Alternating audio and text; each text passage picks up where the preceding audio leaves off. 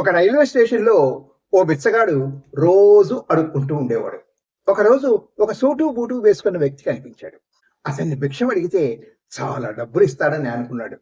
అతని దగ్గరికి వెళ్ళి భిక్షాటన చేశాడు.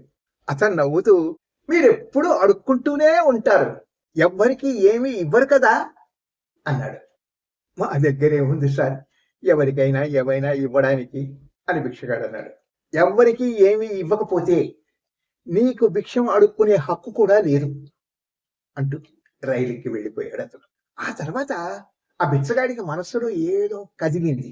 నేను ఎవ్వరికీ ఏమీ ఇవ్వడం లేదు, అందుకే నాకెవ్వరూ భిక్షం కూడా వేయడం లేదు అని అనుకుంటూ అక్కడే ఓ 2 రోజులు కూర్చుండిపోయాడు. 3వ రోజు స్టేషన్లో అందమైన పూలున్న మొక్కలు కనిపించాయి. భిక్షం వేసే వాళ్లకు పూలిస్తే వాళ్ళు నాకు సంతోషంగా భిక్షం వేస్తారు అని అనుకున్నాడు. ఆ చెట్టు పూలు కొన్ని కోసుకుని నవ్వుతూ ఒక్కొక్కరికి భిక్షం వేసే వాళ్ళకి ఇస్తూ పోయాడు. బిచ్చగాడికి అర్థమైపోయింది, ఇవ్వడంలోనే సంపాదించడం కూడా ఉందని. ఒకరోజు ఆ సూటు బూటు వేసుకున్న వ్యక్తి మళ్ళీ స్టేషన్లో కనబడ్డాడు. బిచ్చగాడు పరిగెత్తుకుంటూ అతని దగ్గరికి వెళ్ళి, ఈ రోజు నాకు భిక్షం వేస్తే మీకు ఇవ్వడానికి నా దగ్గర పూలున్నాయి అంటూ 2 పూలు అతని చేతికిచ్చాడు. అతను నవ్వుతూ 10 రూపాయలు భిక్షగాడికి ఇచ్చాడు. ఇప్పుడు బిచ్చగాడి ఆలోచనల్లో చాలా మార్పు వచ్చింది. ఆ తర్వాత స్టేషన్లో అతను మళ్ళీ కనిపించలేదు. 6 నెలల తర్వాత సూటు బూటు వేసుకున్న వ్యక్తి స్టేషన్లో ఆ బిచ్చగాడికి కనిపించాడు.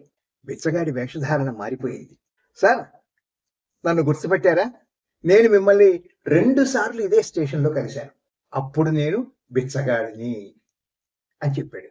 ఆ సూటు బూటు వేసుకున్న వ్యక్తి ఆశ్చర్యంగా, ఓహో, అయితే ఇప్పుడు నువ్వు ఎక్కడికి వెళ్తున్నావు అని అడిగాడు. సార్, ఇప్పుడు నేను భిక్షాటం చేయడం లేదు, నేను ఒక పెద్ద పూల వ్యాపారిగా మారాను. మీరెప్పుడైతే నాకు మనమేమీ ఇవ్వకపోతే ఎవ్వరూ మనకు ఏమీ ఇవ్వరు అని చెప్పారో అప్పటి నుంచి నా ఆలోచనలు మారిపోయాయి, నా అదృష్టం కూడా మారిపోయింది అన్నాడు. మన అభివృద్ధి మన చేతుల్లోనే ఉంది. ఎటువంటి ఆలోచనలు చేస్తే అటువంటి వ్యక్తులుగా మనం రూపొందుతాం. Good luck.